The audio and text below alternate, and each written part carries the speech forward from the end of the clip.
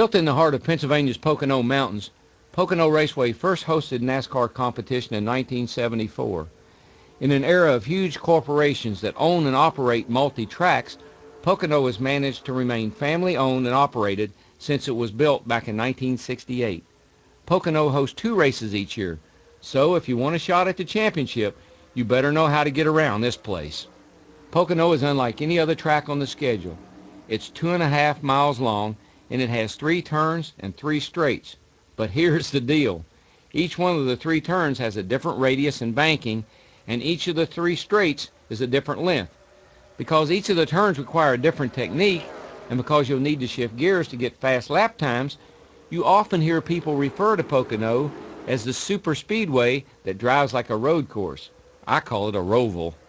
Since you'll be shifting here, you'll want to spend some time getting your gearing just right. Make sure the spacing between 3rd and 4th give you the power you need. Getting turn 3 just right is critical to turning fast laps here, because that's the turn that leads on to the long front straight. So make sure you get back in the throttle as soon as you can so that you can maximize your exit speed. Okay, let's go for a ride. We cross the line in 3rd gear, going about 175. Right about now, shift to 4th. Stay close to the wall, and when you get to the number 2 braking marker, quickly roll all the way out of the throttle and apply about half brake as you bring the car down to the apron in turn 1. As you move down there, roll out of the brake and downshift to 3rd. You should be doing about 145. Let 3rd gear slow you down for a split second, and then give it enough throttle to maintain your line. Work back to full throttle by the time you're at the end of the apron's curbing. Let the car's momentum carry you to the wall at the top of the Long Pond Straight. You should be near 160 by now. Stay at full throttle all the way down until you get to the number 2 braking marker before the tunnel turn. Quickly roll out of the throttle and apply about half brake. As you bring the car down to the apron, gradually roll out of the brake. When you reach the apron curbing, get back into the throttle enough to maintain about 150 miles per hour. As you exit the turn, roll back up to full throttle and drift out to the wall. You'll be running about 160 as you hit the North Straight. Stay at full throttle until you get to the number 2 braking marker. Again, roll off the throttle quickly and apply about half brake as you bring it down to the apron for turn 3. As you reach the curbing, let the car coast for a second, and then roll back into the throttle to maintain 125 to 130 miles per hour.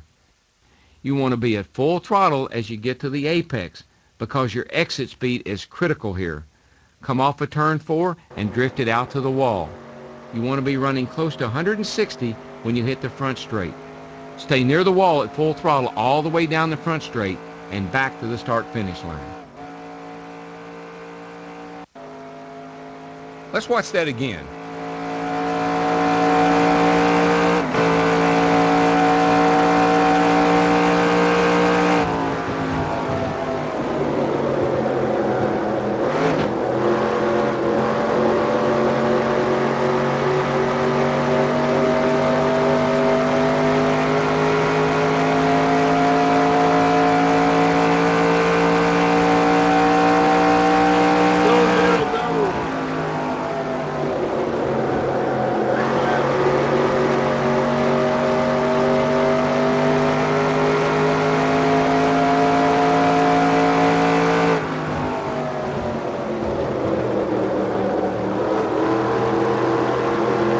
A good lap here will be just under 55 seconds. Remember, your exit off of turn 3 is critical, so get back on the gas as soon as you can.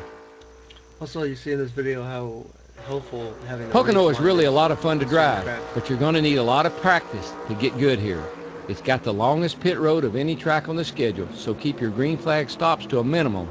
Also, fuel mileage can play a big role here, so if you're not really quick, you may be able to grab a good finish by making one less fuel stop than everyone else.